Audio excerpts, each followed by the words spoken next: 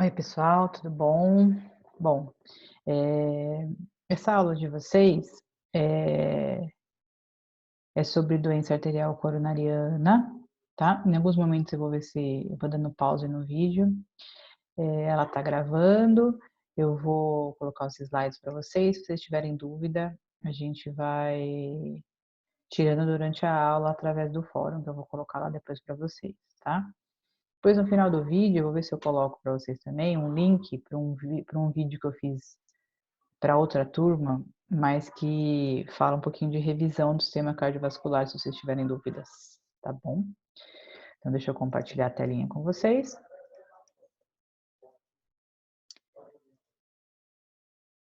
Vamos lá. Eu vou fechar a minha janelinha.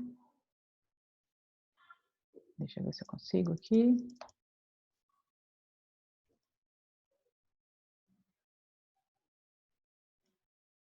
Bom, deixa assim mesmo. Só para facilitação, vai tomar muito tempo do vídeo. Bom, aqui nós temos a nossa aula. Eu coloquei aqui como DAC, que é doença arterial coronariana, acidente vascular encefálico, saiu. É doença arterial periférica e infarto do miocárdio, tá? Então, todas elas têm um ponto em comum, que é o fato de ter a aterosclerose, que é a obstrução da artéria. O que a gente já sabe? Que a doença arterial coronariana é uma doença que atinge um grande número de pessoas, então a gente tinha em 2000 para 2004, né, um grande número de hospitalizações por conta dessa doença, perto de 800 mil. E outras doenças cardiovasculares com grande número de hospitalizações também.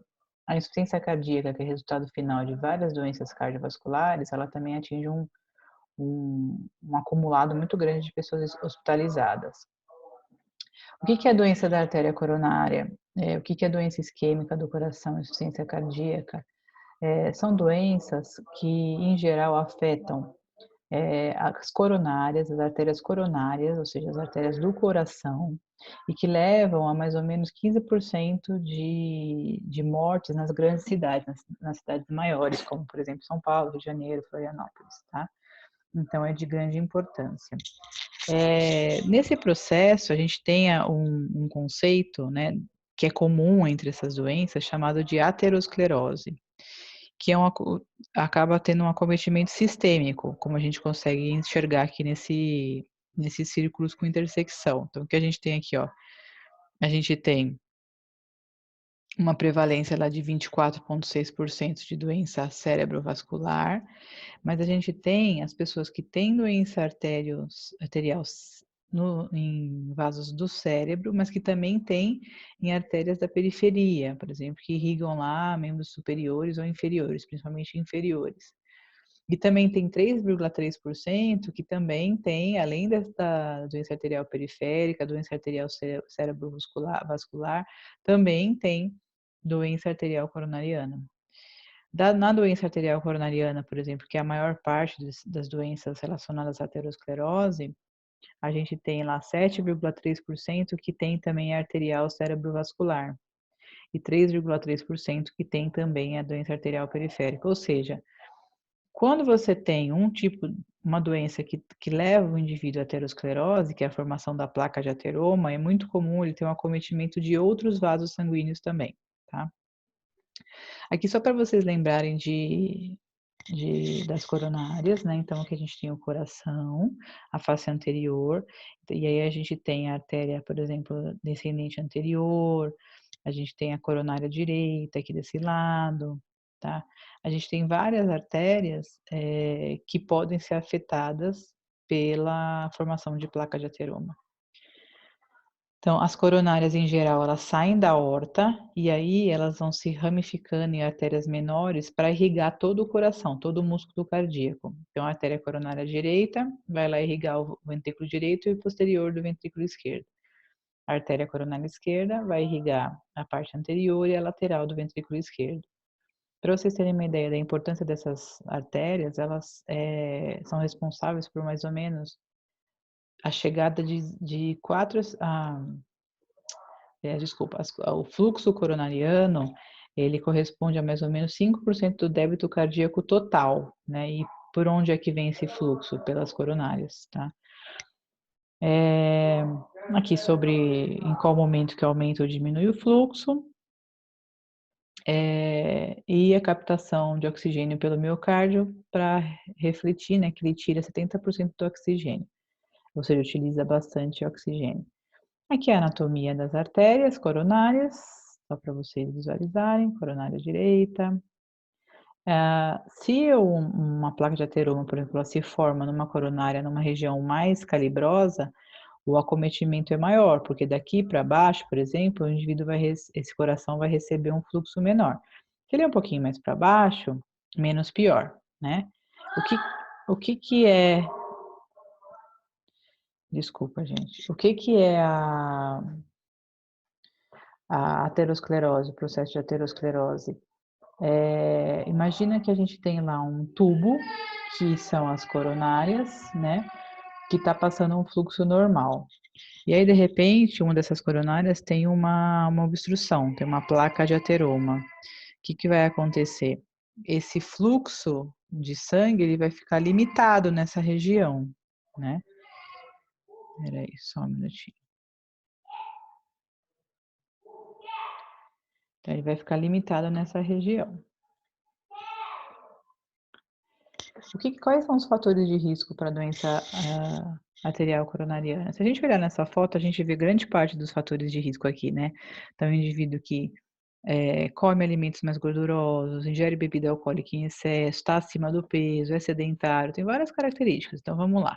As não modificáveis, idade. Então, quanto mais velho o indivíduo é, maior a chance de ter doença arterial coronariana. O sexo masculino parece que há uma incidência maior no sexo masculino e histórico familiar de doença arterial coronariana. As modificáveis, ou seja, que a gente consegue, por mudanças no estilo de vida trocar, modificar. Hiperlipidemia, então aumento do colesterol, do LDL, cigarro, fumo, hipertensão arterial.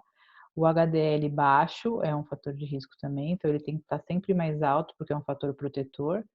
Diabetes, hiperinsulinemia, obesidade abdominal, doença cerebrovascular periférica prévia, ou seja, que já existia antes, qualquer outra doença vascular anterior.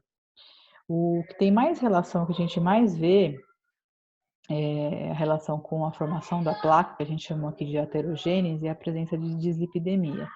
Então, um colesterol total maior que 240, o indivíduo tem maior incidência de doença arterial coronariana de maneira exponencial, ou seja, quanto maior o nível, maior o risco de ter doença arterial coronariana. Quando é maior que 200, tem uma incidência aumentada de pequena a moderada. O LDL é a principal fração que leva à formação da placa de ateroma. Então, níveis acima de 160 de LDL, puramente LDL, tem já um risco aumentado para a doença arterial coronariana. E um HDL tem que ficar sempre maior que 35/40, porque aí confere uma redução da incidência de doença arterial coronariana, tá? Na realidade, então, a combinação, né, de componentes genéticos que já existem, são passados de geração para geração, e alimentação são os fatores que mais têm relação com a formação da placa de ateroma. O LDL, por exemplo, o que é? É uma lipoproteína, né, que se liga ao colesterol e leva o colesterol do fígado para a corrente sanguínea. Então, sabe-se, por exemplo, que existem alguns indivíduos que têm uma menor concentração de receptores no fígado de LDL. Isso pode fazer com que eles tenham algum tipo de modificação para fazer com que esse colesterol aumente no plasma, tá? Então, os receptores hepáticos de LDL são receptores responsáveis pela remoção do LDL no plasma. Se eles têm menos, eles vão remover menos, então sobra mais, tá? O que a gente sabe? Que um indivíduo ele é classificado por riscos, né? Pela quantidade de riscos. Então, se ele não tem nenhum risco, a incidência de doença cardíaca, cardiovascular de maneira geral, é pequena, é menor. Se ele tem essa incidência aumenta, se ele tem 2, ela aumenta bastante, mas a partir de 3, esse valor aumenta bastante, né? Por isso que quando a gente vai fazer anamnese, por exemplo, e avaliar o número de fatores de risco, 3 é um número de fatores preocupante, tá? Pra vocês terem uma ideia dessa relação do LDL com HDL, o que que a gente tem aqui, ó? A gente tem um gráfico mostrando as concentrações de LDL, 100, 160 e 220, que é o colesterol ruim, né? E aqui, na profundidade, a gente tem as concentrações de HDL. Então, aqui é o mais baixo, 45, 65 e 85, tá?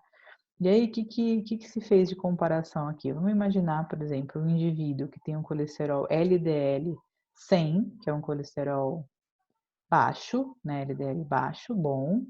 Só que ele tem um HDL muito baixo, olha lá atrás. Quando ele tem um HDL muito baixo, o risco aumenta de ter doença arterial coronariana, tá?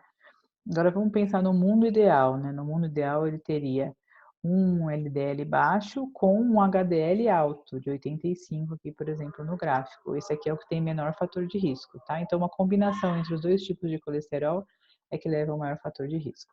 Aqui é o que a Sociedade Brasileira de Hipertensão e outras atribuem como um risco baixo, médio. O que se deve ter, manter o colesterol quando o indivíduo é classificado de risco baixo, risco médio ou risco alto? Então, vamos imaginar que ele é um indivíduo de risco baixo, que ele tem que estar sempre com colesterol total menor que 200 e assim sucessivamente, tá? A gente tem várias tabelinhas para ver isso. Como é que o indivíduo desenvolve a doença, né, a aterosclerose? Vamos imaginar que ele tem vários fatores lesivos, então vamos imaginar que ele tem uma artéria que ele tem hipertensão. Então, essa hipertensão vai aumentar o fluxo naquela região, um fluxo meio em turbilhão. Isso pode fazer pequenas lesões no vaso. Então, por exemplo, fatores hemodinâmicos seria esse exemplo que eu dei, ou muito colesterol, muita gordura no sangue, reações imunológicas, né? Tudo isso são os fatores lesivos no vaso, nas coronárias, por exemplo. Isso leva a uma lesão do endotélio, e aí toda vez que a gente tem lesão, a gente tem infiltração de células do sistema imunológico, vários fatores de crescimento, várias células musculares lisas que estão em volta ali do vaso migram para essa região, se multiplicam e vão protegendo a placa. Então, vão crescendo e formando a placa aterosclerótica ali. E aí, a placa começa a crescer para dentro da luz do vaso, que é esse crescimento ulterior da placa. Então, olha aqui que legal. Esse aqui é um exame de imagem, onde a gente consegue ver por contraste, para que é injetado o contraste, o indivíduo tem um fluxo na coronária normal. Aqui, quando injeta o contraste, ó, o indivíduo já não tem o fluxo na coronária normal, ele começa a ser obstruído. Se a gente fosse fazer um exame, fazer uma lâmina, né, olhar no microscópio, a gente veria isso aqui. A luz do vaso toda obstruída por uma placa de ateroma. Então, esse seria um vaso com a luz normal, aqui com ele parcialmente obstruído, tá vendo? Com bastante formação de placa. Isso aqui tudo é placa de ateroma e a luz do vaso ficou só nesse trechinho aqui, tá? Então, vamos ver, a lesão inicial, a gente tem um monte de LDL disponível, né? Aí, o indivíduo, por conta de fatores lesivos, esse LDL, ele se instala naquela região junto com macrófagos, e aí a placa começa a crescer, então tem migração das células musculares, fica lá uma capa fibrosa rodeada de lipídios. Vejam que eu estou representando essa parte de baixo aqui, ó. E essa placa começa a crescer, até que existe uma lesão lá dentro, porque a gente tem um monte de enzimas que são produzidas aqui, fatores, né, que vão degradando a matriz. Então, elas vão degradando. Esses fatores que estão aqui, eles extravasam para a luz do vaso e lá existe um efeito de várias plaquetas, né, um efeito plaquetário para tentar diminuir essa ação desse material que está aqui dentro, tá? E isso acaba formando coágulos, podendo obstruir, olha assim o que aconteceu aqui, podendo obstruir, dependendo do tamanho do coágulo, a luz do vaso, pelo menos parcialmente, tá? Então é mais ou menos isso que acontece, ó. Vaso normal, vaso obstruído, e quando o indivíduo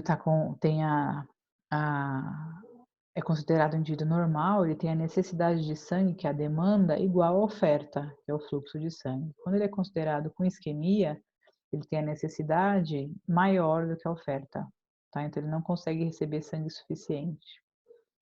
E aí quais são as consequências, né? Quando a gente vai analisar um gráfico desse tipo, veja se vocês lembram o que que é duplo produto. Duplo produto é a frequência cardíaca vezes a pressão arterial sistólica, ou seja, quanto o meu coração está trabalhando.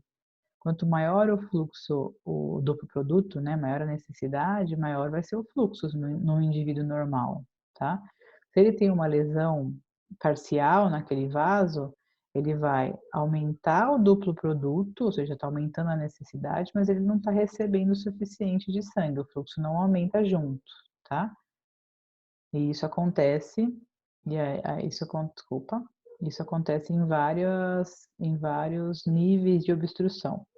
Nos 60%, o indivíduo vai sentir dor, né? Ele vai ter isquemia, que é a falta de sangue, vai ter dor, que é a angina, e o eletrocardiograma, ele vai fazer um eletrocardiograma de repouso e já vai conseguir detectar alguma variação. Nos 70%, 75%, a placa é maior, então o limiar de isquemia, que é esse pontinho aqui, também é menor. Então, no eletro, dá para ver, através da modificação daquele segmento ST, dá para ver, o médico detecta onde é o limiar de isquemia, ou seja, onde ele começa a apresentar isquemia. E quando a lesão é maior, esse limiar vai ser um pouco menor, tá? É mais precoce. 90%, então, até mais, né? Aí ele vai começar ainda mais cedo. Então, o indivíduo vai sentir dor, muita dor, porque ele está praticamente todo obstruído, o eletrocardiograma vai estar anormal, e aí ele vai precisar tomar remédio, geralmente nitroglicerina, e ser levado para o hospital, tá? Quando é 100%, é o infarto, propriamente dito, né? Então, o fluxo não passa, o sangue não passa nessa região. Quando ele não passa nada, a gente chama de infarto, tá? O indivíduo sente uma dor muito forte no peito, e isso pode levar o indivíduo à morte. Não necessariamente leva, depende do tamanho do infarto, ele não leva à morte, mas em alguns casos a gente vê essa relação. Por quê? Porque a isquemia modifica a condução elétrica, então a gente vê uma alteração aqui nas ondas do eletrocardiograma, isso leva a arritmias, fibrilação, parada cardíaca e morte, respectivamente. Então o indivíduo, ele geralmente sente dor por conta dessa modificação elétrica, né, por conta por causa da redução do fluxo para alguma região do coração, e essa dor não é só no peito, né? A gente vê modificações, sintomas associados à dor no braço, principalmente irradiando para o braço esquerdo, mas também tem para o braço direito. Um aperto na garganta, um mal-estar, uma sensação de cansaço fácil, qualquer coisinha ele cansa, falta de ar, tontura e pode até desmaiar. Então, quando é uma coisa leve, quando ele faz qualquer esforço, quando é um tipo de isquemia leve, quando ele faz qualquer esforço ou passa por uma situação de emoção, ele sente esse desconforto. Então, o indivíduo vai descrever assim, olha, eu tô com uma pressão, com um aperto, uma sensação de esmagamento, uma sensação de queimação. Ele até confunde muitas vezes com indigestão e que é contínua, né? Irradia para os braços, para os ombros, para a mandíbula, para o pescoço, para a parte superior do estômago, como mostra aqui na foto.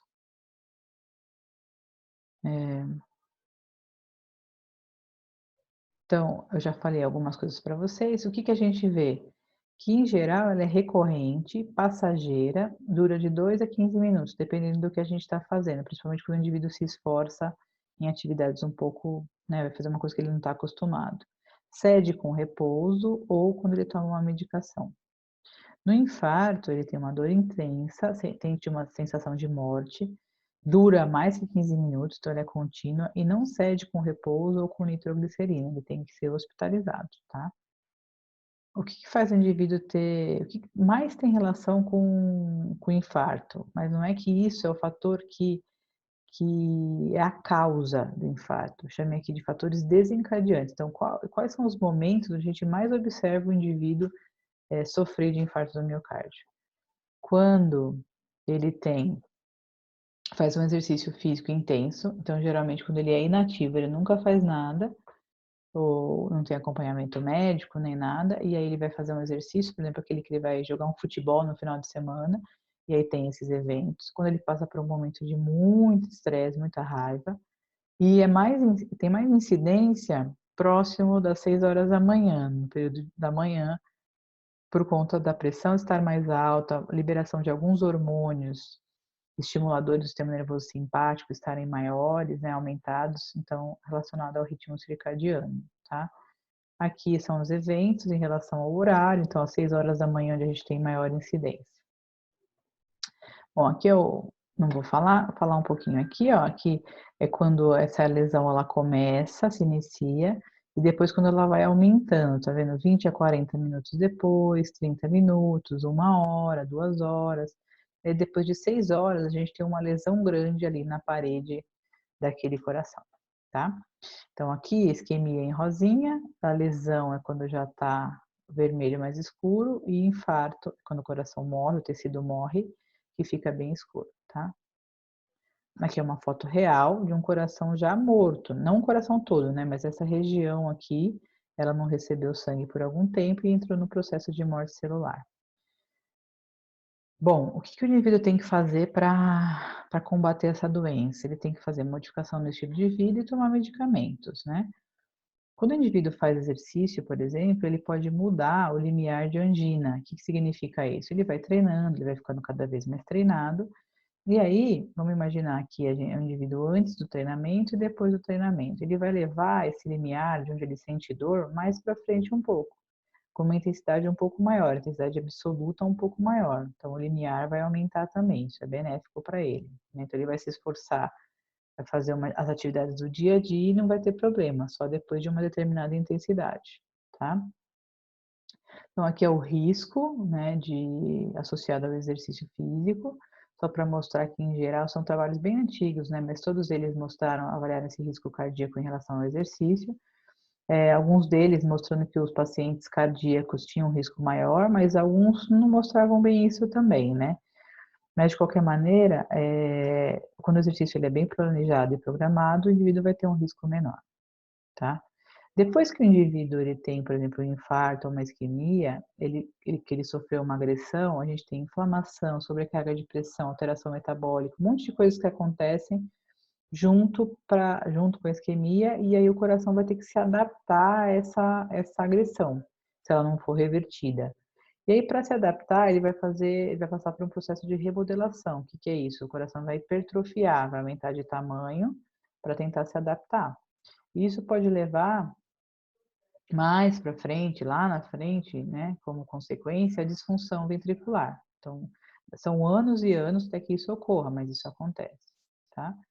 Então, ele pode levar, por exemplo, uma modificação no tecido, o formato do coração muda, a gente tem mais sarcômeros sendo instalados ali no músculo cardíaco, aí ele fica com um tipo de hipertrofia chamada de hipertrofia excêntrica, onde o coração cresce para fora, ele fica dilatado, tá? E ao mesmo tempo ele também tem um aumento da tensão de contração, da tensão sistólica, tá? Então esse aqui é um coração normal, desculpa, um coração com hipertrofia fisiológica, normal, por exemplo, do exercício físico, e aqui com uma hipertrofia patológica, excêntrica, dilatado, tá? Até 60, 70, a recomendação é que o indivíduo ficasse em repouso. E hoje a gente sabe que, na realidade, a gente tem vários efeitos deletérios de ficar em repouso muito tempo, né? Não vou falar todos eles, depois vocês vejam lá. E aí, vários estudos foram surgindo mostrando que fazer exercício é positivo, né? Então, a gente tem, por exemplo, estudos com ratos infartados, né? Os ratinhos fizeram 12 semanas de treino em esteira, 5 vezes por semana, numa intensidade moderada. A gente infarta o rato mecanicamente, né? Fazendo uma ligadura através de um nozinho em uma das coronárias. Daí se observa um marcador de necrose miocárdica, daqui é o controle, o ratinho controle exercitado. Aqui é o controle. Esse aqui não foi amarrado não, isso aqui foi com ISO. É uma medicação que acaba com o coração. Então aqui o controle mais a medicação que acaba com o coração, depois que ele fez exercício. Olha só como diminuiu o fator de necrose miocárdica, tá? A mesma coisa aconteceu com o estresse oxidativo. Olha só como diminuiu o estresse oxidativo comparado com o rato infartado antes desse processo, tá? E várias enzimas, então tem vários estudos sobre isso, tá? O acidente vascular encefálico. O que o acidente vascular encefálico acontece? Como que ele acontece? Geralmente o indivíduo tem uma obstrução formada por um coágulo ou alguma outra razão na região de artérias que irrigam o cérebro, né? Então tem instalação rápida dos sinais clínicos de um distúrbio focal ou global da função cerebral, com esses sinais durando por 24 horas ou mais, resultando em morte sem qualquer causa aparente que não seja de origem vascular. Então, o indivíduo pode ter morte ou não, ele pode ter só algum tipo de sequela. A gente tem dois tipos de acidente vascular encefálico: o hemorrágico, que é quando rompe um vaso sanguíneo no cérebro, e o isquêmico, que é quando a gente tem uma oclusão de um vaso sanguíneo, tá? Então, olha aqui o isquêmico, ele obstrui, e da mesma maneira como aquela região do cérebro não vai receber o fluxo de sangue, a gente pode ter uma isquemia para a região, tá? E o hemorrágico é quando esse vaso se rompe, tá? Regiões críticas, nas regiões sempre de bifurcação, tem mais tendência a ter formação de placa, de aterosclerose, então os fatores de risco valem para esse tipo de acometimento também, tá? Aqui o infarto cerebral, que a gente chama de infarto cerebral, tá? E aí as sequelas vão depender da região que for afetada, da extensão, então ele pode ter sequela motora, sequela na fala, memória, perda de massa muscular, etc. Tá? Eu vou passando um pouquinho para frente, tá, pessoal? E aí, por último, dentro dessas classes dessas doenças, a gente tem a doença arterial periférica, que é aquela que afeta vasos sanguíneos que irrigam principalmente membros inferiores. Então, uma ferramenta que a gente tem para medir se o indivíduo tem, qual o nível de doença arterial periférica que ele tem, a gente faz um índice tornozelo-braço. Então, o que a gente espera? Na circulação normal, a pressão sistólica ela é amplificada quando a gente mede mais para baixo, mais distalmente. Então, mais perto do coração, uma coisa, a gente vai medir lá na perna, no tornozelo, ele vai ser maior, tá? Porque a gente tem o efeito da gravidade, etc. Tá? Então, o que é normal? A gente quer essa relação, né? Tornozelo, braço seja de 1,3, tornozelo um pouquinho maior que o braço ou muito parecido. Quando ele tem doença arterial periférica, ó, esse valor já começa a diminuir. Então, o tornozelo, lá nos membros inferiores, não estão recebendo o fluxo adequado. Então, do braço vai ficando maior e aí esse valor aqui se modifica, tá? Então, assim que a gente mede, ó, uma palha de pressão no tornozelo, o outro lá na região braquial. E também as regiões onde tem as bifurcações, são as mais que têm a tendência de acumular as plaquinhas de ateroma, tá? Obstruindo o fluxo sanguíneo. O que o indivíduo pode ter? Se for uma obstrução mais grave, ele pode ter úlceras nos pés, perder pontinha dos dedos, diminuir o fluxo, a pressão local, então dá para a gente não sentir o pulso, por exemplo, tá? Tem um sintoma chamado de claudicação, que é essa dor quando ele se exercita um pouquinho mais, e aí a gente vê a pele mais escurecida, etc, tá? Só para vocês terem uma ideia, quem tem doença arterial periférica, foi feito um estudo já antigo, né, de 2003, mas eles verificaram, compararam mortalidade em 5 anos da doença arterial periférica com outras doenças que também matam muito. Então, com cânceres, principalmente câncer de mama, doença de Hodgkin, câncer de cólon, câncer de pulmão. E a mortalidade é alta, é mais alta do que de câncer de mama e de Hodgkin em 5 anos, porque está associado a outras condições que levam à aterosclerose, tá? Então, quando o indivíduo é normal, ó, ele vive mais. Quando o indivíduo, quando o indivíduo ele começa a tem a doença, ou quando ele começa a ter sintomas, a mortalidade aumenta mais, tá? Então, quando a gente tem um índice de tornozelo do braço menor que 0,9, esse indivíduo apresenta mais chance de ter um infarto, 10% vão ter um acidente vascular encefálico fatal, 75% vai ter evento cardiovascular fatal, o risco de evento cardiovascular é igual em paciente sintomático e assintomático, tá?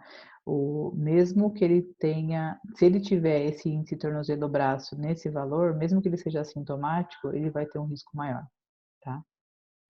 E aqui a gente classifica, né, através da classificação de Fontaine, se ele não tem sintomas, então ele seria a classe 1. Se ele tem claudicação intermitente, que é essa dor, por exemplo, quando ele é 2A, Ele anda mais de 200 metros para sentir a claudicação ou ele anda a menos de 200 metros? Se ele tem dor em repouso, ele é classe 3, ou se ele tem úlcera ou gangrena nos dedos dos pés ou na perna, tá? E aí o indivíduo pode progredir para insuficiência arterial periférica. Então, entre 5 e 10 anos, 70% não relatam piora dos sintomas, 10% pioram os sintomas, e aí tem que passar por uma intervenção, e menos de 5% necessitam de amputação, mas é um número grande também, tá?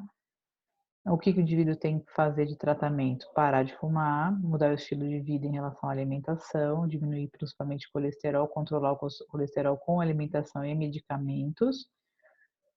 Tomar, por exemplo, o AS, que é um anticoagulante, né, para evitar a formação de coágulos, remédios antiplaquetários e vasodilatadores.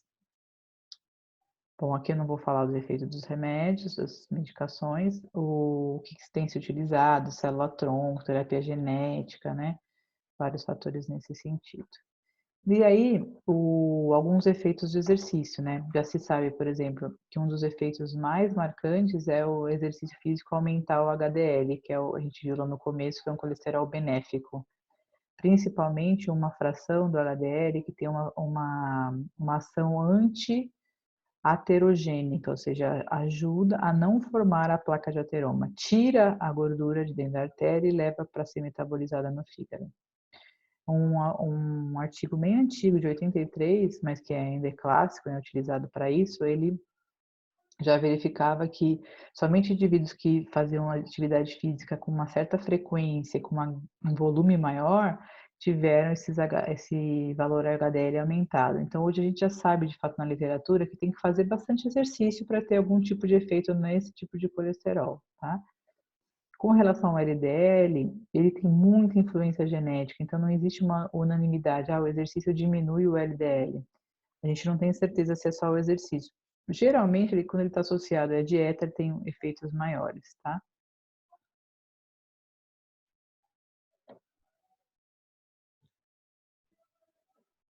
E aqui alguns dados do INCOR, o que eles já encontraram nos pacientes internados ali na unidade coronariana, alguns efeitos do exercício em relação, por exemplo, à melhora da contratilidade, a melhora da circulação de sangue lá dentro do músculo cardíaco, principalmente pela liberação maior de óxido nítrico, que é uma substância que o endotélio libera e facilita a vasodilatação local. O indivíduo tende, quando faz exercício, a normalizar o perfil lipídico, aumentar o limiar de angina, ou seja, sentir dor mais para frente, diminuir o consumo de oxigênio do miocárdio em repouso, né?